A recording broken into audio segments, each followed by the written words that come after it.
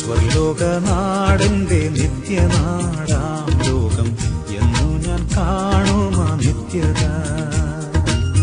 ഹായൻ പ്രേമമേ ഹാമേ ലോകമേ, ഹായൻ പ്രേമമേ ഹാമേ ലോകമേ എന്നു ഞാൻ കാണുമാ നിത്യത, എന്നു ഞാൻ കാണുമാ നിത്യത. ദൈവനാമത്തിന് മഹത്വമുണ്ടാകട്ടെ. ഗ്രേസ് മിനിസ്ട്രീസിൻ്റെ സാന്ത്വന സന്ദേശമെന്ന ഞങ്ങളുടെ TV പ്രോഗ്രാമിലേക്ക് എല്ലാ ശ്രോതാക്കളെയും ദൈവനാമത്തിൽ സ്വാഗതവും വന്ദനവും അറിയിക്കുന്നു. പ്രാർത്ഥനയോടെ കൂടെ അല്പസമയം നമ്മുടെ ഈ ദൈവവചന കേൾവിയിലേക്ക് കടന്നു വരിക. ശ്രദ്ധയോടെ, വളരെ ഉത്തരവാദിത്വത്തോടെ ശ്രദ്ധിപ്പാനായിട്ട് ഉത്സാഹിക്കുക. നമുക്ക് ഈ എപ്പിസോഡ് സ്പോൺസർ ചെയ്ത ഒരു കുടുംബത്തിനായിട്ട് നമുക്ക് പ്രാർത്ഥിക്കാം. സ്വർഗീയ പിതാവേ, യേശുവിൻ നാമത്തിൽ ഈ പകലിൽ കർത്താവിൻ്റെ വേലയെ സ്നേഹിച്ചുകൊണ്ട് നൽകിയ കർത്താവെ, ഈ ആത്മീയ കൂട്ടായ്മയ്ക്കായി സ്തോത്രം ചെയ്യുന്നു.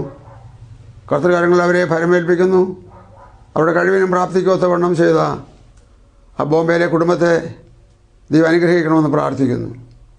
നിങ്ങളുടെ നാമം ചൊല്ലി ആ കുടുംബത്തെയും പ്രിയപ്പെട്ടവരെയും അനുഗ്രഹിച്ച് പ്രാർത്ഥിക്കുന്നു. നിറവായ മികവായ അനുഗ്രഹത്തിന് നന്മ അത്യുന്നതനായവൻ്റെ പക്കൽ നിന്ന് അവരുടെ മേൽ ധാരാളമായി ഉണ്ടാകുമാറാകട്ടെ. പ്രാർത്ഥന കേട്ടതുകൊണ്ട് നന്ദി. യേശുവിൻ നാമത്തിൽ തന്നെ ആമേൻ, ആമേൻ. നാം കഴിഞ്ഞ 2 എപ്പിസോഡുകളിലായി ചിന്തിച്ചത് ദൈവത്തിൻ്റെ നിയമാവലി എന്ന വിഷയമാണ്. ഭൂമിയിലുള്ള സകല മനുഷ്യരും, അതോ മനുഷ്യകുലത്തിൽ പിറന്ന സകല പേരും അറിയേണ്ടതും കേൾക്കേണ്ടതുമായ ഏറ്റവും അടിസ്ഥാനപരമായിട്ടുള്ള ഒരു വിഷയമാണ് പരിശോധിച്ചു വരുന്നത്. ഇന്നും അതിൻ്റെ ബാക്കി 3-ാമതായിട്ട് തുടരുന്നു. 5 എപ്പിസോഡുകളാണ് ഇതിൽ ചുരുക്കമായിട്ട് മാത്രം എടുത്ത് നിങ്ങളുടെ മുമ്പാകെ കൊണ്ടുവരുന്നത്. അതിനായിട്ടിന്ന് വായിക്കുന്ന വേദഭാഗം എബ്രായ ലേഖനം 7-ാം അധ്യായം 22-ാമത്തെ വാക്യമാണ് വായിക്കുന്നത്. എബ്രായർ 7:22.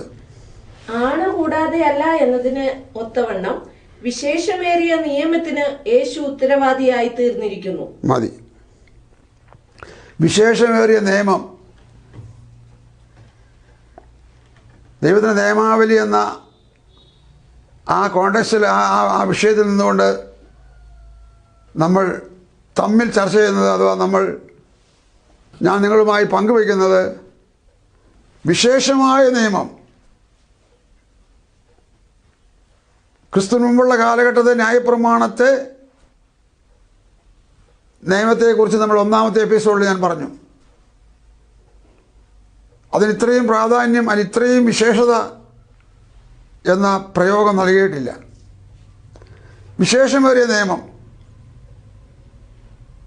8-ാം അധ്യായത്തിൻ്റെ 6-ാമത്തെയും 7-ാമത്തെയും വാക്യം ഒന്ന് വായിച്ചേ. അവനോ വിശേഷതയേറിയ വാഗ്ദത്തങ്ങളിന്മേൽ സ്ഥാപിക്കപ്പെട്ട നിയമത്തിന്റെ മധ്യസ്ഥനാകിയാൽ അതിന്റെ വിശേഷതയ്ക്കൊത്തവണ്ണം വിശേഷതയേറിയ ശുശ്രൂഷയും പ്രാപിച്ചിരിക്കുന്നു. വിശേഷതയേറിയ വാഗ്ദത്തം, വിശേഷതയേറിയ ശുശ്രൂഷ, വിശേഷതയേറിയ നിയമം.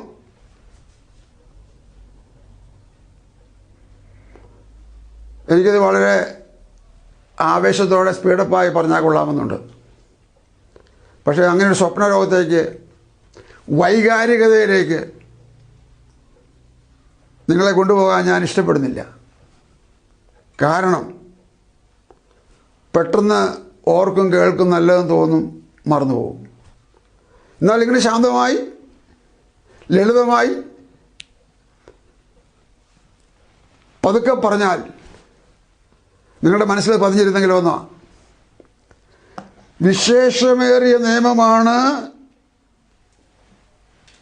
പുതിയ നിയമസഭയ്ക്ക് ഉള്ളത്. ആ വിശേഷമേറിയ നിയമത്തിന് യേശു ഉത്തരവാദിയാണ്. യേശു തൻ്റെ ഉത്തരവാദിത്വത്തിൽ നിന്ന് അണുവിട വ്യതിചലിക്കുകയില്ല.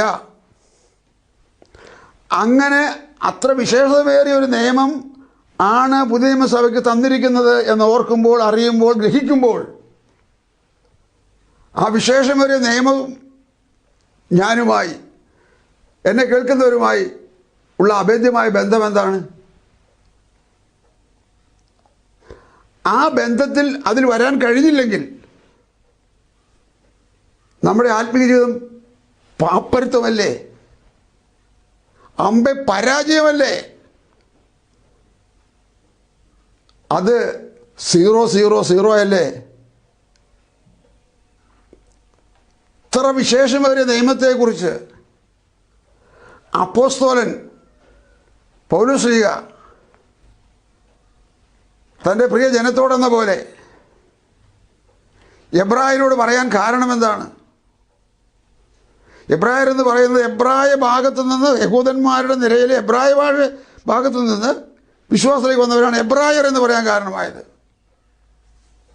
ഇപ്പോൾ അവർ എബ്രായരല്ല, അവർ വിശുദ്ധ സംഘത്തിലെ ദൈവസഭയിലെ അംഗങ്ങളാണ്. ദൈവസഭയിലെ വിശുദ്ധ സംഘത്തിലെ അംഗങ്ങളായിരിക്കുന്ന ഇവര് ഇത് എഴുതി കൊടുക്കാനുള്ള കാരണമുണ്ടായത്. അറിയണം ക്രൈസ്തവ ലോകം അറിഞ്ഞെങ്കിൽ എത്ര ഉന്നതരായിട്ട് എന്ത് കാര്യം, എത്ര വിദ്യാസമ്പന്നരായിട്ട് എന്ത് കാര്യം, എത്രയധികം ഡിഗ്രികൾ, ഡോക്ടറേറ്റ് ഉണ്ടായിട്ട് എന്ത് കാര്യം? ഇതറിയാതെ, ഇതിന് വരാതെ, ഇത് പാലിക്കാതെ, ഇതനുസരിക്കാതെ, ഇതനുഗമിക്കാതെ. ഓർക്കാനിടയാകട്ടെ, വിശേഷമേറിയ നിയമത്തിന് യേശു ഉത്തരവാദിയായതുപോലെ ഇതൊരു വിശേഷമേറിയ വാഗ്ദത്തമാണ്.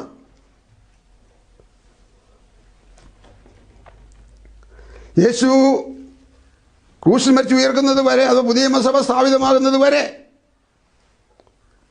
ഉണ്ടായിരുന്ന ന്യായപ്രമാണ നിയമപ്രകാരമായിരുന്ന വൈദികരെല്ലാം, പുരോഹിതരെല്ലാം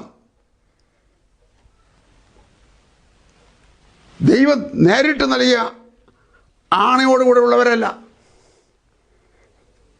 അവരെല്ലാം ഒന്നിനു പുറകെ ഒന്നായിട്ടിങ്ങനെ, ഒരാൾ മരിച്ചു മാറുമ്പോൾ ഒന്നായിട്ടിങ്ങനെ ആ ക്രമപ്രകാരം, ആ ചിട്ടപ്രകാരം പുരോഹിതന്മാരായി വന്നവരാണ്. യേശു അങ്ങനെ വന്നതല്ല. യേശു ദൈവത്തിൻ്റെ വാഗ്ദത്ത പ്രകാരം വന്നതാണ്. ദൈവത്തിൻ്റെ മുൻ നിർണയപ്രകാരം വന്നതാണ്. ദൈവം ആണയിട്ട് പറഞ്ഞു ഇങ്ങനെ ഒരു പുരോഹിതൻ വരുമെന്ന്, ഇങ്ങനൊരു മധ്യസ്ഥം വരുമെന്ന് ആണയിട്ട് പറഞ്ഞു. ആ 22-ാമത്തെ വാക്യം ഒന്ന് വായിച്ചേക്കി ഒന്നുകൂടി. എബ്രായ ലേഖനം 7:22. ആണ കൂടാതെ അല്ല എന്നതിന് ഒത്തവണ്ണം വിശേഷമേറിയ നിയമത്തിന് യേശു ഉത്തരവാദിയായി തീർന്നിരിക്കുന്നു. ആണയോടുകൂടെ തന്നെയാണ് യേശു ഏറ്റെടുത്തത്. ദൈവമായിട്ട് ആണയാണത്. സത്യമിട്ട് പറഞ്ഞതാണത്. ആ സത്യമിട്ട് പറഞ്ഞ ഈ നിയമത്തിന് യേശു ഉത്തരവാദിയാണ്. യേശു പോലും ഈ നിയമത്തിന് ഉത്തരവാദിയാണ് എന്ന് എബ്രായ ക്രിസ്തീയ സഹോദരങ്ങളോട് രേഖാപരമായി എഴുതി പറയുമ്പോൾ ഖണ്ഡിക്കുവാൻ, നിരസിക്കുവാൻ, തർക്കിക്കുവാൻ അവരുടെ അടുത്ത് സ്കോപ്പൊന്നുമില്ല. അവരതിന് മുതിരുകയില്ല. കാരണം അവർ ദൈവത്തിങ്കിൽ വന്നവരാണ്, ക്രിസ്ത്യാനിത്വത്തിലേക്ക് വന്നവരാണ്.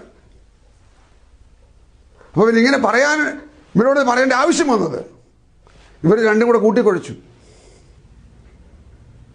അവിടുത്തെ കാര്യങ്ങൾ അവർക്ക് പരിചയമുണ്ട്, ഇവിടുത്തെ കാര്യം തുടങ്ങുന്നതേ ഉള്ളൂ.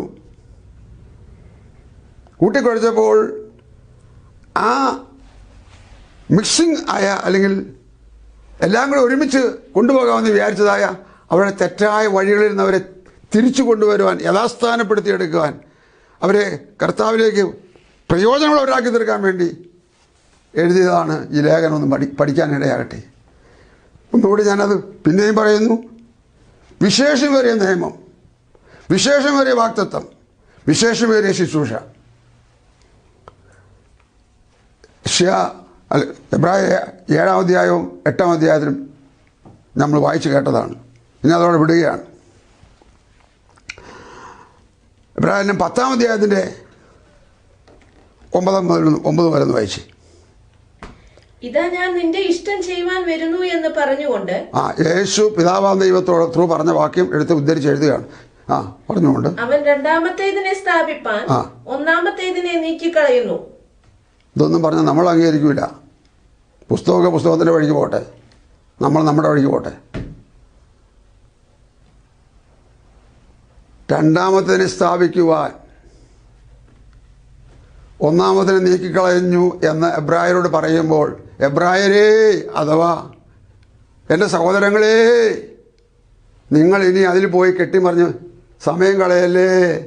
നിഷ്ഫലമാണത്, അപ്രയോജനമാണത്, അത് പര്യവസാനിച്ചതാണ്.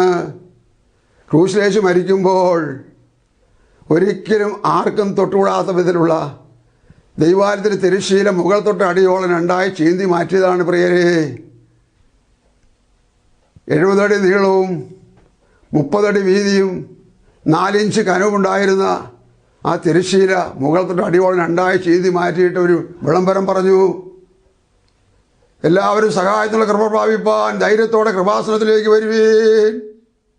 പ്രാകാരത്ത് നിൽക്കുന്ന ജാതികൾ വരുവീൻ.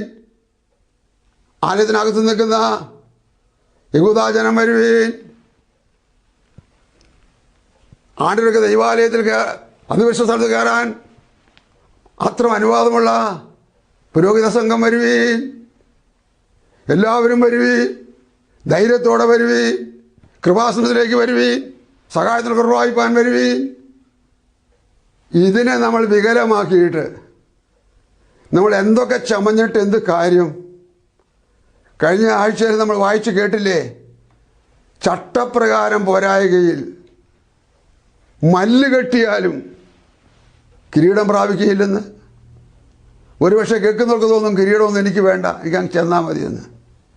നീ അവിടെ ചെന്ന് ശരിയാണെന്ന് നിനക്കൊരു കിരീടമുണ്ട്. കിരീടമില്ലാത്തൊരു രാജ്യവും കിരീടമില്ലാത്ത ഒരു പ്രതിഫലമല്ല അത്. ഇനി സംശയമുണ്ടോ? കേട്ടോളൂ, ഞാൻ വായിക്കാതെ ഇങ്ങ് പറയുകയാണ്. ഞാൻ നല്ല പോർ പൊരുതി, ഓട്ടം തികച്ചു, വിശ്വാസം കാത്തു. ഇനി നീതിയുടെ കിരീടം എനിക്കായി വെച്ചിരിക്കുന്നു. അപ്പോസ്തലനായ പൗലോസ് തന്നെ കുറിച്ച് പറഞ്ഞതാണ്. അടുത്തത്, അത് എനിക്ക് മാത്രമല്ല, അവൻ്റെ പ്രത്യക്ഷതയിൽ പ്രിയം വെച്ചിരിക്കുന്ന ഏവർക്കും കൂടെ. പരിശുദ്ധാത്മാവിന് തെറ്റുപറ്റിയിട്ടില്ല, പറ്റുകയുമില്ല. അവൻ്റെ പ്രത്യക്ഷതയിൽ പ്രിയം വെച്ച ഏവർക്കും ഉള്ളതാണ് കിരീടം. കിരീടം പ്രാപിക്കില്ലെന്ന് പറഞ്ഞാൽ നീ അങ്ങ് വരത്തില്ല. മല്ല് കെട്ടിയതൊക്കെ ഇവിടെ തീർന്നു. ലക്ഷക്കണക്കിന് ആൾക്കാർ പുകഴ്ത്തിയതൊക്കെ ഇവിടെ തീർന്നു. അവിടെ വരത്തില്ല. അവിടെ വന്നാൽ കിരീടമുണ്ട്. അത് 5 തരം കിരീടമുണ്ട്. അതൊക്കെ അവിടെ നിൽക്കട്ടെ. ഏതായാലും ഒരു കിരീടമില്ലാതെ ആരുമില്ല. ആ കിരീടത്തിൻ്റെ പേര് പൗലോസ് എഴുതിയത് ഇങ്ങനെയാണ്, നീതിയുടെ കിരീടമെന്നാണ്. നീതിയുടെ കിരീടമെന്ന ഉച്ചാരണം കൊണ്ട് അർത്ഥമാക്കുന്നത് ദൈവനീതിക്ക് കീഴടങ്ങിയവെന്ന. അതാ നീതിയുടെ കിരീടം. ദൈവത്തോട് നിരപ്പ് പ്രാപിക്കാൻ ദൈവനീതിക്ക് കീഴടങ്ങി. ആ ഭാഗം അവിടെ പെട്ടട്ടെ. അപ്പോൾ അങ്ങനെയുള്ളൊരു നിയമത്തിൽ വന്നിരിക്കുന്ന താന് ഇതെഴുതിയവരെ മനസ്സിലാക്കിയിട്ട് വരുമ്പോൾ BC കാലത്ത് ഉണ്ടായൊരു വലിയ സംഭവമുണ്ട്. അത് പറയുന്നതിന് മുമ്പ് എബ്രായർ 9-ാം അധ്യായം 10-ാം അധ്യായം 9 മുതൽ 12 വരെ വായിച്ചില്ലല്ലോ. ഇതാ ഞാൻ നിന്റെ ഇഷ്ടം ചെയ്യാൻ വരുന്നു എന്ന് പറഞ്ഞുകൊണ്ട് അവൻ രണ്ടാമത്തേതിനെ സ്ഥാപിപ്പാൻ ഒന്നാമത്തേതിനെ നീക്കിക്കളയുന്നു. അടുത്തത്, ആ ഇഷ്ടത്തിൽ നാം യേശുക്രിസ്തു ഒരിക്കലായി കഴിച്ച ശരീരയാഗത്താൽ വിശുദ്ധീകരിക്കപ്പെട്ടിരിക്കുന്നു. ഒരിക്കലായി കഴിച്ച ശരീരയാഗത്താൽ വിശുദ്ധീകരിക്കപ്പെട്ടിരിക്കുന്നു. പിന്നെ ഏത് പുരോഹിതനും ദിവസേന ശുശ്രൂഷിച്ചും പാപങ്ങളെ പരിഹരിപ്പാൻ ഒരു നാളും കഴിയാത്ത അതേ യാഗങ്ങളെ കൂടെ കൂടെ കഴിച്ചും കൊണ്ട് നിൽക്കുന്നു. പണ്ടത്തെ യാഗം ക്രിസ്തുവിന് മുമ്പുള്ള കാലത്തെ യാഗമാണ് പറയുന്നത് കേട്ടോ, തെറ്റിദ്ധരിക്കണ്ട. പാപങ്ങളെ പരിഹരിക്കാൻ ഒരു നാളും കഴിയാത്ത യാഗങ്ങളെ കൂടെ കൂടെ കഴിച്ചുകൊണ്ട് നിൽക്കുന്നു. അടുത്തത് യേശുവോ പാപങ്ങൾക്ക് വേണ്ടി ഏകയാഗം കഴിച്ചിട്ട് എന്നേക്കും ദൈവത്തിന്റെ വലത്തുഭാഗത്ത് ഇരുന്നുകൊണ്ട് തന്റെ ശത്രുക്കൾ തന്റെ പാദപീഠമാക്കുവോളം എന്നേക്കും ദൈവത്തിന്റെ വലത്തുഭാഗത്ത് ഒരിക്കലായി യാഗം കഴിച്ചുകൊണ്ട് ഇനി ഒരു യാഗം ഇല്ലവേ ഇല്ല. മറ്റേത് കൂടെ കൂടെ കഴിക്കണമായിരുന്നു എന്ന്, അതുകൊണ്ട് അതിന് സ്റ്റോപ്പ് ചെയ്തു. അത് പെട്ടെന്നങ്ങ് ചെയ്തതല്ല, ഇതിനൊക്കെ നടപടിക്രമം ഉണ്ടായിരുന്നു ദൈവത്തിന്. ആ നടപടിക്രമ പ്രകാരം ദൈവത്തിന് സമയമായപ്പോൾ ന്യായപ്രമാണം നിറവേറുകയും പുതിയ നിയമം സ്ഥാപിതമാക്കുകയും ചെയ്യുമ്പോൾ ആ വിധ ശുശ്രൂഷകളെല്ലാം പര്യവസാനിച്ചു. പുതിയ നിയമ ശുശ്രൂഷ ആരംഭിക്കുന്നു. ആ ആരംഭിച്ച കാര്യമാണ് വായിച്ചു കേട്ടത്. ഇത് മനസ്സിലാക്കാൻ ബുദ്ധിമുട്ട് തോന്നിയാൽ അടുത്തുള്ള ഏതെങ്കിലും എന്നെപ്പോലുള്ള ആൾക്കാരോട് ചോദിക്കുക. അല്ല, നിങ്ങൾക്ക് സൗകര്യവും താല്പര്യവും ഉണ്ടെങ്കിൽ വൈകുന്നേരം 5 മണിക്ക് ശേഷം വെള്ളി, ശനി, ഞായർ 3 ദിവസം 7 മണി വരെ 2 മണിക്കൂർ നേരം ഓൺലൈനായിട്ടുള്ള എൻ്റെ പ്രോഗ്രാമുണ്ട്. അതിനെന്നെ വിളിക്കുക. ഇതല്ലാതെ ഇതിന് വേറെ പോംവഴി പറഞ്ഞുതരാൻ എൻ്റെ പക്കലില്ല. സങ്കീർത്തന പുസ്തകം 50-ാം അധ്യായം 5-ാം വാക്യം. യാഗം കഴിച്ച് എന്നോട് നിയമം ചെയ്തവരായ എന്റെ വിശുദ്ധന്മാരെ എന്റെ അടുക്കൽ കൂട്ടുവിൻ. പഴയ നിയമത്തിലുള്ള ആൾക്കാരും ദൈവവുമായിട്ട് ഉടമ്പടി ചെയ്തവരാണ്. യാഗം കഴിച്ച് എന്നോട് നിയമം ചെയ്തവരായ എൻ്റെ വിശുദ്ധന്മാരെ എൻ്റെ അടുക്കൽ കൂട്ടുവീൻ. പഴയ നിയമത്തിലെ ഭക്തന്മാരായിരുന്നവരെ കുറിച്ച് പറഞ്ഞിരിക്കുന്ന ഒരു പ്രയോഗമാണത്. അവർക്കും നിയമങ്ങൾ പാലിക്കണമായിരുന്നു. ദൈവത്തോട് നിയമം ചെയ്തായിരുന്നു. ദൈവത്തോട് ഉടമ്പടി, അങ്ങയുടെ വചനം അനുസരിച്ചു കൊള്ളാം, അങ്ങയുടെ ആലോചന കീഴടങ്ങിക്കൊള്ളാം, യാഗങ്ങൾ കഴിക്കാതെ പാപമോചനമില്ലെങ്കിൽ യാഗങ്ങൾ കഴിച്ചുകൊള്ളാം, പരിച്ഛേദന പുരുഷന്മാരെ ഏൽക്കാതെ നിവൃത്തിയില്ലെങ്കിൽ പരിച്ഛേദന കഴിച്ചുകൊള്ളാം. ഈ നിയമങ്ങൾ അവർ പാലിക്കണമായിരുന്നു. നിയമം ചെയ്തവരായ എൻ്റെ ജനത്തെ എൻ്റെ അടുക്കൽ കൂട്ടുവീൻ. 26-ാം അധ്യായം സങ്കീർത്തന പുസ്തകം 25-14 ഇവിടെ നോക്കാം. 25-14 യഹോവയുടെ സഖിത്വം തന്റെ ഭക്തന്മാർക്കുണ്ടാകും, അവൻ തന്റെ നിയമം അവരെ അറിയിക്കുന്നു. ദൈവത്തിന്റെ നിയമം ഭക്തന്മാരെ അറിയിക്കുന്നു. വായിച്ചവർക്കോ കേൾക്കുന്നവർക്കോ വിശ്വസിപ്പാൻ ബുദ്ധിമുട്ടുണ്ടെങ്കിലും ഞങ്ങൾക്ക് ബുദ്ധിമുട്ടില്ല. ഞങ്ങൾ ഇന്നലത്തെ കൃപ കൊണ്ടിന്ന് ജീവിക്കുന്നവരല്ല. ഇന്നലത്തെ പരിചയം കൊണ്ടും തഴക്കം കൊണ്ടും പഴക്കം കൊണ്ടൊന്നും ജീവിക്കുന്നവരല്ല. ഇന്നലത്തെ പരിചയം കൊണ്ടും പാരമ്പര്യം കൊണ്ടൊന്നും ജീവിക്കുന്നവരല്ല. ഞങ്ങൾ മുട്ടുകുത്തും, ഞങ്ങൾ പ്രാർത്ഥിക്കും, ഞങ്ങൾ അവൻ്റെ മക്കൾ, അവൻ ഞങ്ങളുടെ പിതാവ്. മിണ്ടാത്തൊരു ഊമനായ പിതാവല്ല, ഏതെങ്കിലും മൂലക്കൽ കുത്തിയിരിക്കുന്ന ഒരു വയസ്സനല്ല, നരച്ച് മിണ്ടാൻ വയ്യാതെ ഊമനായിരിക്കുന്നവനല്ല, വിളിച്ചാൽ വിളി കേൾക്കുന്നവനും ഉത്തരമരുളുന്നവനും ആവശ്യങ്ങൾ എന്താണെന്ന് പ്രാർത്ഥിക്കുന്നവന് കൃത്യം അറിയില്ലെങ്കിലും പ്രാർത്ഥിക്കുന്നവൻ്റെ ആവശ്യം എന്താണെന്ന് കൃത്യം അറിയാവുന്നവനുമായ അവൻ്റെ മുമ്പിൽ ഞങ്ങൾ മുട്ടുകുത്തും. ഞങ്ങൾക്കതിന് ലജ്ജയില്ല പറയാൻ. ഞങ്ങളുടെ ആയുധം അതാണ്, ഞങ്ങളുടെ വൈദ്യം അതാണ്, ഞങ്ങളുടെ ഡോക്ടർ അതാണ്, ഞങ്ങളുടെ ഔഷധം അവിടുത്തെ വചനമാണ്. ഞാൻ ആ ഭാഗം വിടട്ടെ. പറഞ്ഞു പോകുന്ന കാര്യം, സ്തോത്രം, യഹോവ തൻ്റെ ഭക്തന്മാർക്ക് അവൻ്റെ നിയമം അറിയിക്കുന്നു. ഈ നിയമം അറിഞ്ഞും പാലിക്കും മുന്നോട്ട് പോകുന്നില്ലെങ്കിൽ വലിയ നഷ്ടം, വലിയ നഷ്ടം, തീരാ നഷ്ടം, തിരിച്ചു പിടിക്കാൻ കഴിയാത്ത എന്നേക്കുമുള്ള നഷ്ടം. അതിനൊരു ഉദാഹരണം പറഞ്ഞ് വേഗം അവസാനിപ്പിക്കാം. അത് 1 ദിനവൃത്താന്തം 15-ാം അധ്യായം 13-ാമത്തെ വാക്യം. ഒരു ഉദാഹരണം, തീരാനഷ്ടം. ആദിയിൽ നിങ്ങൾ തന്നെ അത് ചെയ്യായക കൊണ്ട് നമ്മുടെ ദൈവമായ യഹോവ നമുക്ക് ഛേദമുണ്ടാക്കി, നാം അവനെ നിയമപ്രകാരമല്ലല്ലോ അന്വേഷിച്ചത്. ആഹാ, നിയമപ്രകാരമല്ലല്ലോ അന്വേഷിച്ചത്. സ്തോത്രം. ചുരുക്കി അങ്ങ് പറയാം, ദൈവത്തിൻ്റെ പെട്ടകം, പഴയ നിയമകാലത്തുള്ള ദൈവത്തിൻ്റെ പെട്ടകം ഇസ്രായേലിലെ നിയോഗിതരായിരുന്ന നിയമിതരായിരുന്ന ഗോത്രപിതാക്കന്മാർ അതിനെ സൂക്ഷിച്ചു. ഒരു കാലത്ത് അവരുടെ കയ്യിൽ നിന്ന് യുദ്ധത്തിൻ്റെ സമയത്ത് നഷ്ടപ്പെട്ടു പോയ പെട്ടകത്തെക്കുറിച്ച് ഒരാത്മീകൻ വന്നപ്പോൾ, ഒരു ഭക്തൻ വന്നപ്പോൾ, പ്രമാണം അന്വേഷിക്കുന്നവൻ വന്നപ്പോൾ അത് തേടി. ഇങ്ങനെ വന്നത് ദാവീദായിരുന്നു. ഇസ്രായേലിൻ്റെ ഭരണാധികാരിയായ രാജാവായിരുന്നു. ദൈവത്തിൻ്റെ പെട്ടകം കാണുന്നില്ല. തേടിത്തെരഞ്ഞപ്പോൾ ഒരു സ്ഥലത്ത് ഉണ്ടെന്നറിഞ്ഞ പെട്ടകത്തെ കൊണ്ടുവരാൻ 12 ഗോത്രപിതാക്കന്മാരെ വിളിച്ചു വരുത്തി. ഇസ്രായേലിലെ 12 ഗോത്രപിതാക്കന്മാർ അവരുടെ മറ്റ് സമൂഹങ്ങളെയും വിളിച്ചു വരുത്തി. നമുക്ക് ആ പെട്ടകം കൊണ്ടുവരണമല്ലോ, എന്താണ് നിങ്ങൾക്ക് പറയാനുള്ളത്? മൂപ്പന്മാർ, പുരോഹിതന്മാർ, ഉന്നതന്മാരായവരെല്ലാം സമൂഹം ഒന്നിച്ച് അവർ പറഞ്ഞു, പ്രഭോ അങ്ങ് പറയുന്ന പോലെ ചെയ്യാം, എല്ലാം അനുകൂലം, എല്ലാവരും ഐക്യം, എല്ലാവർക്കും ഒരു മനസ്സ്, ഒരു സ്വരം. എന്താ സ്വരം? പെട്ടകം കൊണ്ടുവരണം. ശരി, അങ്ങനെ പെട്ടകം കൊണ്ടുവരാനായിട്ട് അവർ പോയി. പെട്ടകം വരുന്ന വീട്ടിൽ അവിടെ എത്തി. പെട്ടകം എടുത്തിട്ട് അവർ ഒരു പുതിയ വണ്ടിയിൽ കയറ്റി. വണ്ടിയും കാളയും തെളിച്ച് പോന്നു. വഴിയിൽ വെച്ചുണ്ടായ ഒരു പ്രശ്നം, ആ പ്രശ്നം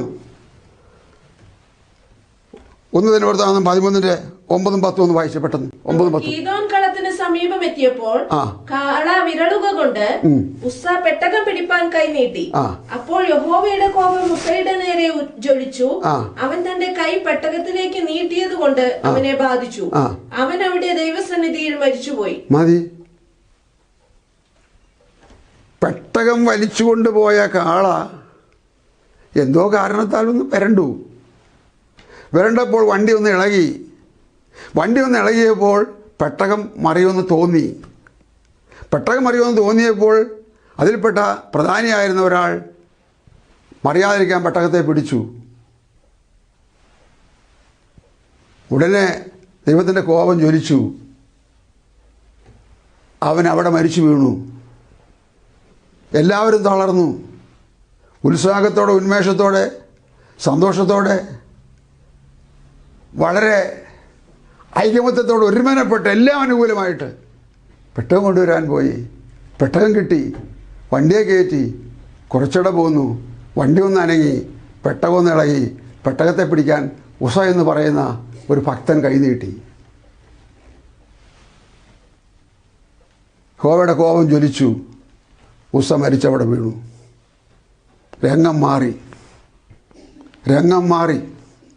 ദാവീദ് അറിഞ്ഞില്ല ഈ കാര്യം. ഇങ്ങനെ വരുമെന്ന് അറിഞ്ഞില്ല. ദാവീദിൻ്റെ കൂടെയുള്ളവർ അറിഞ്ഞില്ല.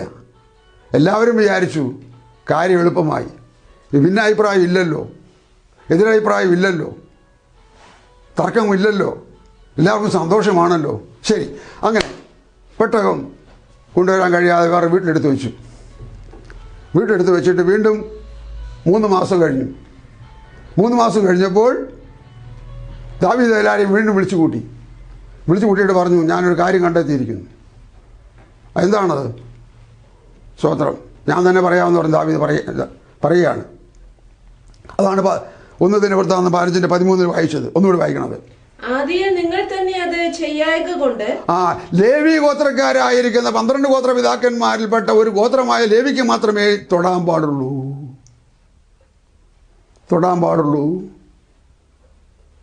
നിങ്ങൾ തന്നെ അത് ചെയ്യായ്ക കൊണ്ട് അല്ലയോ നമ്മുടെ ദൈവമായ യഹോവ നമുക്ക് ഛേദമുണ്ടാക്കി നാം അവനെ നിയമപ്രകാരമല്ലല്ലോ അന്വേഷിച്ചത്. നാം നിയമപ്രകാരമല്ലല്ലോ പോയത്. എന്താ നമ്മുടെ ചിന്താവിഷയം എന്ന് മനസ്സിലായോ? ദൈവത്തിൻ്റെ നിയമാവലി 3-ാമത്തെ എപ്പിസോഡ്. എന്താ കാര്യം? ആ നിയമാവലിയിൽ പഴയ നിയമകാലത്ത് പോലും അയവ് വരുത്താത്തൊരു ദൈവം, വിട്ടുവീഴ്ച വരുത്താത്തൊരു ദൈവം. 89-ാം സങ്കീർത്തനത്തിൻ്റെ 34-ാമത്തെ വാക്യം വായിച്ചാൽ അത് കാണാൻ കഴിയും. 89-ാം സങ്കീർത്തനം 34-ാമത്തെ വാക്യം വായിച്ചാൽ കാണാം. ഞാൻ എന്റെ നിയമത്തെ ലംഘിക്കുകയോ എന്റെ അധരങ്ങളിൽ നിന്ന് പുറപ്പെട്ടതിന് ഭേദം വരുത്തുകയോ ചെയ്യുകയില്ല. എന്റെ വായി കൊണ്ട് മിണ്ടിയതിന് ഭേദം വരുത്തുകയില്ല. ഞാൻ ഒരിക്കൽ എന്റെ വിശുദ്ധിയെ കൊണ്ട് സത്യം ചെയ്തിരിക്കുന്നു. ദാവീദിനോട് ഞാൻ ഭോഷ്ക് പറയുകയില്ല. ഞാൻ ശ്രദ്ധിക്കണം, എന്റെ നിയമത്തിന് ലംഘനം വരുത്തുകയില്ല, ഭേദം വരുത്തുകയില്ല. വലിയ നഷ്ടം, വലിയ നഷ്ടം, വലിയ നഷ്ടം. എന്ത് നഷ്ടം? ദൈവ നിയമത്തിലല്ലാത്ത ഏതൊരു കാര്യത്തിനും സ്വീകാര്യത ലഭ്യമല്ല. അതുകൊണ്ടാണ് കഴിഞ്ഞ എപ്പിസോഡിൽ നമ്മൾ പറഞ്ഞത്, പട്ടാള കമാൻഡറാണെങ്കിലും യോഗ്യനാണെങ്കിലും ദൈവ സ്വീകാര്യമുള്ളവനാണെങ്കിലും എല്ലാം റെഡിയാണെങ്കിലും കൊർന്നേലിയോസ് രക്ഷിക്കപ്പെടണം. അതാണ് നിയമം. അതിന് പത്രോസിനെ വിളിപ്പിക്കണം. അതാണ് നിയമം. പത്രോസ് പറയുന്നത് അനുസരിക്കണം, അംഗീകരിക്കണം. അതാണ് സുവിശേഷം. ആ സുവിശേഷത്തിന് മുമ്പിൽ കൊർന്നേലിയോസ് എത്ര മകാനായാലും മുട്ടുമടക്കിയാൽ പറ്റൂ. ഇവിടെ ഇതാ പറയുന്നു, നിയമപ്രകാരമല്ലല്ലോ എന്ന് അവനെ അന്വേഷിച്ചത്. ദാവീദിനോട് നിങ്ങൾ ചോദിച്ചു നോക്കുക, ദാവീദ് ഇപ്പം നിനക്ക് എങ്ങനെ ഇത് മനസ്സിലായി? മറുപടി, സഹോദര, പുസ്തകം വായിച്ചു വന്നപ്പോൾ എനിക്ക് മനസ്സിലായി, ഇത് ലേവി ഗോത്രക്കാർക്ക് മാത്രമേ തൊടാനും പിടിക്കാനും എടുക്കാനും പാടുള്ളൂ. യാക്കോബിൻ്റെ 12 മക്കളിൽ ഒരു ഗോത്രം ദൈവവേലയുടെ ഗോത്രമാണ്. അതാണ് ലേവി ഗോത്രം. അത് പൗരോഹിത്യ ഗോത്രമാണ്. അതിൽപ്പെട്ട ആൾക്കാർക്ക് ഇത് എടുക്കാനും തൊടാനും പിടിക്കാനും പാടുള്ളൂ. ഉസ ലേവി ഗോത്രത്തിലല്ലായിരുന്നു. ലേവി ഗോത്രക്കാരൻ കയറി പിടിച്ചു, മരിച്ചു വീണു. ദാവീദ് പിന്നത്തേതിൽ പറഞ്ഞു, നമുക്ക് യഹോവ ഛേദം വരുത്തി, നഷ്ടം വരുത്തി. ആ വലിയ ഉണർവ് യോഗത്തെ, ആ ഉണർവ് പരിപാടിയെ വ്യസനകേതുവായി മാറി, ദുഃഖകേതുവായി മാറി. എല്ലാവരും ധാരാളമായിട്ട് ആർപ്പ് വിളിച്ചു വന്നതാണ്. പെട്ടെന്ന് രംഗം മാറി. എന്ത് സംഭവിച്ചു? ഉസയോട് ചോദിക്കാം, ബ്രദറെ, താങ്കൾ മരിച്ചത് തൻ്റെ ആയുസ്സ് തീർന്നുകൊണ്ടാണോ ഇത്ര ഈ പ്രായത്തിൽ മരിക്കാൻ കാരണമായത്? മറുപടി, സഹോദര, ആയുസ്സ് തീർന്നുകൊണ്ടല്ല, ഞാനറിയാതെ ദൈവനിയമം ലംഘിച്ചു പോയി സഹോദര. ദൈവനിയമം ലംഘിച്ചു പോയപ്പോൾ എനിക്ക് സംഭവിച്ചതായ ദൈവത്തിൻ്റെ ന്യായവിധിയാണത്. ദൈവത്തിൻ്റെ ന്യായവിധിയാണത്. ക്രൈസ്തവ സമൂഹമേ, നമ്മുടെ അനേക കുടുംബങ്ങൾ ദൈവത്തിൻ്റെ ശാപത്തിൻ്റെ ശക്തി കിടക്കുകയാണ്. വിവരിക്കാൻ സമയം ഇപ്പോഴില്ല. ഞാൻ മുമ്പേ പറഞ്ഞു കഴിഞ്ഞിട്ടുണ്ടത്. സുവിശേഷ സത്യത്തിന് വിരോധമായി എന്ത് ചെയ്തിട്ടുണ്ടെങ്കിലും അത് വിപരീത സുവിശേഷമാണ്, അത് ശാപമാണ്. വിപരീത സുവിശേഷം അറിയണമോ? പിന്നെ വായിച്ചു നോക്കിക്കോ, ഗലാത്യ ലേഖനം 1-ാം അധ്യായത്തിലുണ്ട്. വിപരീത സുവിശേഷം പിടിച്ചിട്ട് ഞെളിയല്ലേ? സത്യം പറഞ്ഞിട്ടും ചെയ്തിട്ടും ഛേദം വന്നാൽ മാറാത്തവൻ പാവം പിടിച്ച എൻ്റെ സ്ഥിതിയും ഗതിയും അതാണ്. ആരൊക്കെ അംഗീകരിച്ചു, ആരൊക്കെ സ്വീകാര്യതയിട്ടു, ആരൊക്കെ ബഹുമാനിച്ചു, ആരൊക്കെ മാർക്കിട്ടു, ആരൊക്കെ റിമാർക്കിട്ടു. No no no. ഞാൻ പറയുന്നത് എന്താണെന്ന് ദൈവത്തിനും വേദപുസ്തകത്തിനും എനിക്കും അറിയാം. ദൈവത്തിൻ്റെ വചനം ജീവനുള്ള വചനമാണല്ലോ, അറിയാം. അപ്പോൾ ആ കൃത്യം പറയുന്നു, പദ്യം പറയുന്നു, വ്യക്തം പറയുന്നു, സ്ഫുടമായി പറയുന്നു. നിയമം ലംഘിച്ചാൽ ചട്ടപ്രകാരം പോരായുകയിൽ കിരീടം പ്രാപിക്കുകയില്ല. മല്ല് കെട്ടിയാലും കിരീടം പ്രാപിക്കുകയില്ല. ഇത് നിങ്ങളെ വിളിച്ചവൻ്റെ പ്രവൃത്തിയല്ല, നിങ്ങളെ അനുസരിച്ചത് അങ്ങനെയുള്ളതല്ല എന്ന് പറഞ്ഞുകൊണ്ട് പൗലോസ്ലീഹ കാര്യങ്ങൾ എഴുതി വെച്ചപ്പോൾ ഞാനത് വിശ്വസിക്കുന്നു, അംഗീകരിക്കുന്നു. ഞങ്ങളുടെ പിതാക്കന്മാർ പോയ പാവനമായ മാർഗത്തിൽ കൂടെ 4 നാൾ ബാക്കിയുണ്ടെങ്കിൽ ജീവിച്ചു തീർക്കാൻ കൊതിക്കുന്നു, ആഗ്രഹിക്കുന്നു. നിങ്ങൾ ഞങ്ങൾക്ക് വേണ്ടി പ്രാർത്ഥിപ്പിൻ. പറഞ്ഞു വന്ന കാര്യം ഓർക്കുക.